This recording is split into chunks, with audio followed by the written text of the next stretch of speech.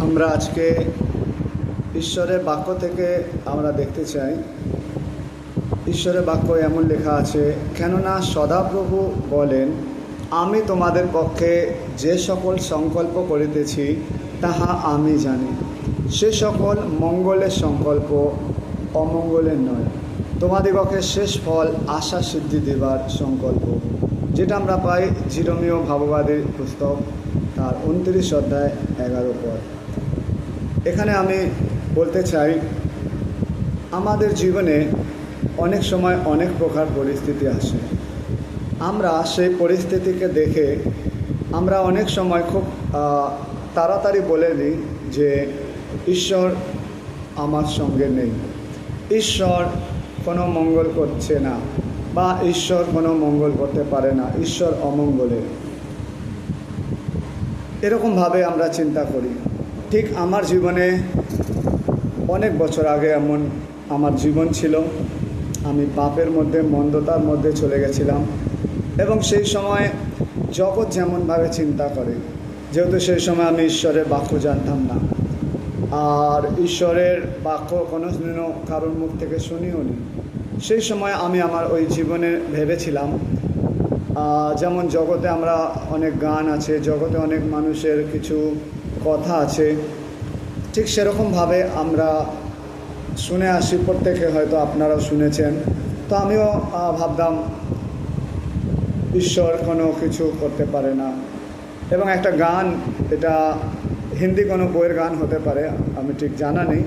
তো আমি ওই পরিস্থিতিতে আমার জীবনে আমি ভাবতাম একটা গান, বানাকে কিউ বিগারা রে নসিবা উপর ওয়ালে।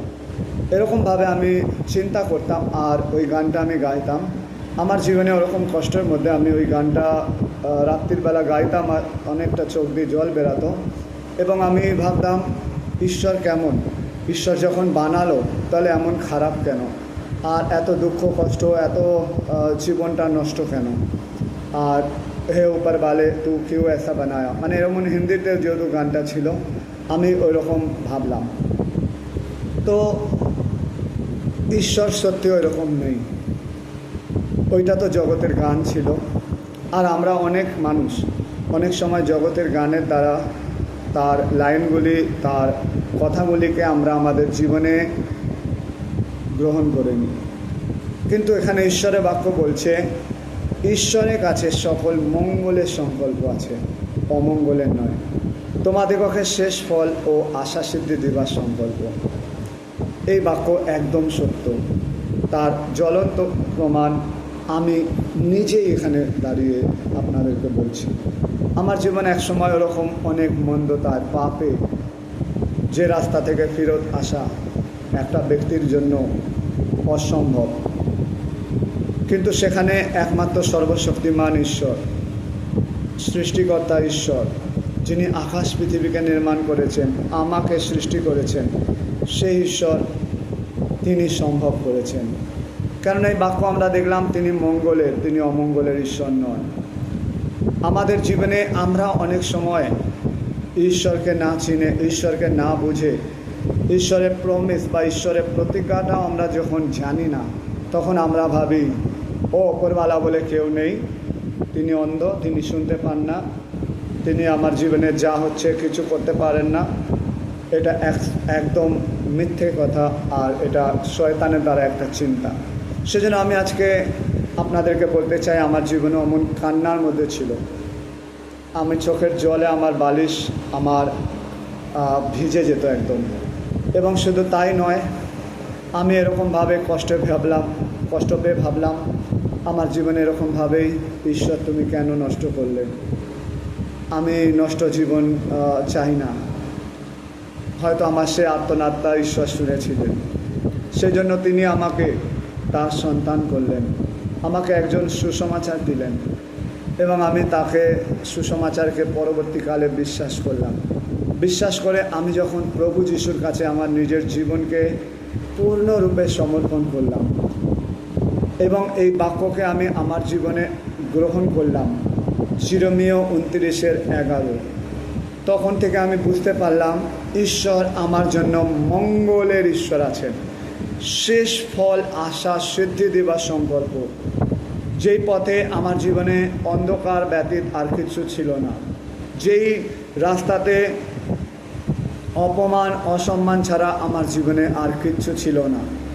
আমি আশ্রয়হীন ছিলাম, আমি একাকী ছিলাম, আমি অসম্মানের সঙ্গে, দুঃখের সঙ্গে, কষ্টের সঙ্গে, চোখের জলে জীবনযাপন করছিলাম। কোনো কোনো সময় এটাও ভাবছিলাম মৃত্যু হয়ে গেলেও হয়তো আমার এটাই ভালো, বেঁচে থেকে লাভ নেই, কেননা ঈশ্বর আমার জন্য কোনো ভালো চিন্তা নেই। তিনি বানিয়েছেন তো এরকম কেন বানিয়েছেন। কিন্তু যখন আমি যিশুকে বিশ্বাস করি, তার প্রত্যেক বাক্যে আমি বিশ্বাস করতে লাগি, এবং সেই বাক্যগুলি বিশ্বাস করে আমি ঈশ্বরের ওপর কোনো দোষারোপ না করে, ঈশ্বরের ওপর কোনো রকম আমি কিছু তাকে দোষ বা কিছু আমি তাকে না ওরকম সন্দেহ করে, শুধু বিশ্বাস করে যখন এগাতে লাগি, তখন আমার জীবনে একভাবে প্রভু যিশু তিনি আশ্চর্যভাবে আমাকে একটা মঙ্গল যে তিনি করেন সেটা দেখিয়েছে। সেজন্য আমি আজকে আপনাদেরকে বলার জন্য এই ভিডিওটা বানালাম। আজকে আপনি যদি দুঃখার্ত আছেন, কষ্টের মধ্যে আছেন, সংকটের মধ্যে আছেন, আপনার পেট দেওয়ালে ঠেকে গেছে, আপনার জীবনে অন্ধকার আছে, আপনার জীবনে একাকিত্বে আছেন, আপনার জীবনে অনেক কঠিন সংকটময় পরিস্থিতিতে আছেন, নিঃসঙ্গ অবস্থায় আছেন, প্রভু যিশু আপনার জন্য মঙ্গলের কল্পনা করেছেন। আপনার নিঃসঙ্গতা, একাকিত্বকে, আপনার জীবনে যাই অন্ধকার আছে সেটাকে আলোয় রূপান্তর করার জন্য আপনার সাথে সাথে তিনি সহায় হয়ে থাকার জন্য আছেন। সেজন্য আজকে আমি বলতে চাই, আপনি যদি প্রভু যিশুকে বিশ্বাস করেন, সেই সর্বশক্তিমান ঈশ্বরকে বিশ্বাস করেন, তাহলে আপনার জীবনেও আপনি আমার মতন ওই গানটা হয়তো ভুলে যাবেন। ওই গানটা তখন আপনি এটাই বলবেন, এটা জগতের মানুষ তারা এরকম দুঃখের মধ্যে এই গানগুলি তারা ঈশ্বরকে না জেনে লিখছেন। কিন্তু আমি আপনাদের বলতে চাই, ঈশ্বর মঙ্গলময়, ঈশ্বর মঙ্গলময় সব সময়ের জন্য। সেজন্য আপনি তার বাক্যে বিশ্বাস করুন, তার উপর নির্ভর করুন। আপনার জীবনে অমঙ্গল বিষয় যেটা আছে সেটাও মঙ্গলে পরিবর্তিত হবে। সেজন্য আজকের এই বাক্য বা আমার এই কথা শুনে আপনি পূর্ণরূপে প্রভু যিশুর ওপর বিশ্বাস করুন। তিনি তার বাক্যে যা বলেছেন তিনি পূর্ণ করার জন্য সক্ষম আছেন। সেজন্য আজকে আপনার জীবনে কোনো পরিস্থিতিতে ঈশ্বরকে দোষারোপ না করে, এই জগতে অনেক দুঃখের গান আছে, সেই গানের লাইনগুলি আপনি আপন না করে ঈশ্বরের বাক্যকে আজকে আপনি আপন করুন, ঈশ্বরের বাক্যকে আজকে ঘোষণা করুন আপনার জীবনে, আর সেইটাই আপনার জীবনে আপনি ঘটতে দেখবেন। ঈশ্বর আপনাদেরকে আশীর্বাদ করুক এবং মঙ্গলময় ঈশ্বর প্রত্যেকে মঙ্গল করুক। আমেন। সকলে ভালো থাকবেন। ঈশ্বর প্রত্যেককে আশীর্বাদ করুন। জয় যিশু।